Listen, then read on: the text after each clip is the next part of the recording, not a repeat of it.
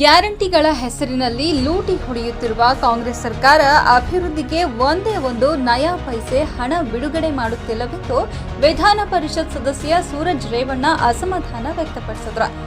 ಅವರು ಹೆತ್ತೂರು, ಯಸಳೂರು ಹೋಬಳಿಯ ಚಿಕ್ಕಂದೂರು, ಉಚ್ಚಂಗಿ, ಬ್ಯಾಗಡಹಳ್ಳಿ, ಹೊಂಗಡಹಳ್ಳಿ, ಹಿರಿದನಹಳ್ಳಿ, ಮರಜನಹಳ್ಳಿ, ಕರಡಿಗಾಲ ಗ್ರಾಮಗಳಲ್ಲಿ ಸಮುದಾಯ ಭವನದ ಮುಂದುವರಿದ ಕಾಮಗಾರಿಗಳಿಗೆ ಭೂಮಿ ಪೂಜೆ ನೆರವೇರಿಸಿ ಮಾತನಾಡಿ, ಸರ್ಕಾರದಿಂದ ಬಂದ ಅನುದಾನವನ್ನ ಎಲ್ಲಾ ತಾಲೂಕುಗಳಿಗೂ ಸಮಾನವಾಗಿ ಅತಿ ಅವಶ್ಯವಿರುವ ಕಾಮಗಾರಿ ಕೈಗೆತ್ತಿಕೊಳ್ಳಲಾಗಿದೆ.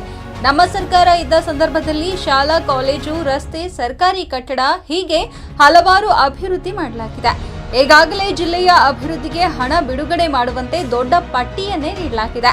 ಮುಂದಿನ ದಿನಗಳಲ್ಲಿ ಸರ್ಕಾರ ದೊಡ್ಡ ಮನಸ್ಸು ಮಾಡಿ ಹಣ ಬಿಡುಗಡೆ ಮಾಡಿದೆ. ಆದರೆ ಹಂತ ಹಂತವಾಗಿ ಅಭಿವೃದ್ಧಿ ಕಾಮಗಾರಿ ಕೈಗೆತ್ತಿಕೊಳ್ಳಲಾಗುವುದು ಎಂದರು.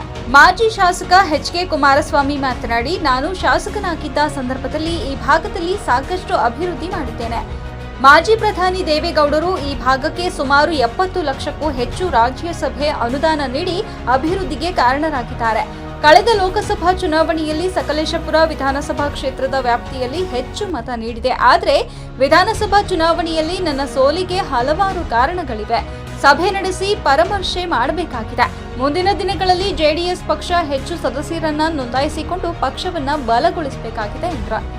ವಿಧಾನ ಪರಿಷತ್ ಸದಸ್ಯ ಸೂರಜ್ ರೇವಣ್ಣ, ಮಾಜಿ ಸಚಿವ ಸನ್ಮಾನ್ಯ ಎಚ್.ಕೆ. ಕುಮಾರಸ್ವಾಮಿ, ಮಾಜಿ ಜಿಲ್ಲಾ ಪಂಚಾಯಿತಿ ಸದಸ್ಯರಾದ ಉಜ್ಮ ರೋಜ್ಮಿ, ಸುದರ್ಶನ್, ಜೆಡಿಎಸ್ ಮುಖಂಡ ಸಚಿನ್ ಪ್ರಸಾದ್, ಮಾಜಿ ತಾಲೂಕ್ ಪಂಚಾಯಿತಿ ಅಧ್ಯಕ್ಷ ಬೇಕನಹಳ್ಳಿ ನಾಗರಾಜು, ಮಾಜಿ ತಾಲೂಕು ಪಂಚಾಯಿತಿ ಅಧ್ಯಕ್ಷ ರಾಜೇಗೌಡ, ಮಾಜಿ ತಾಲೂಕು ಪಂಚಾಯಿತಿ ಉಪಾಧ್ಯಕ್ಷ ಕೃಷ್ಣೇಗೌಡ, ಟಿಎಪಿಎಂಸಿ ನಿರ್ದೇಶಕರು ಮತ್ತು ಉಚ್ಚಂಗಿ ಕೃಷಿ ಪತ್ತಿನ ಸಹಕಾರ ಸಂಘದ ಅಧ್ಯಕ್ಷರಾದ ಕರಗೂರು ರಮೇಶ್, ಗೊದ್ದು ಕೃಷಿ ಪತ್ತಿನ ಸಹಕಾರ ಸಂಘದ ಅಧ್ಯಕ್ಷರಾದ ಕೌಶಿಕ್, ಹೆತ್ತೂರು ಕೃಷಿ ಪತ್ತಿನ ಸಹಕಾರ ಅಧ್ಯಕ್ಷರಾದ ನಾಗಭೂಷಣ್, ಗ್ರಾಮ ಪಂಚಾಯಿತಿ ಅಧ್ಯಕ್ಷರು, ಸದಸ್ಯರುಗಳು, ಪಕ್ಷದ ಮುಖಂಡರುಗಳು, ಕಾರ್ಯಕರ್ತರು, ಗ್ರಾಮಸ್ಥರು ಭಾಗವಹಿಸಿದರು.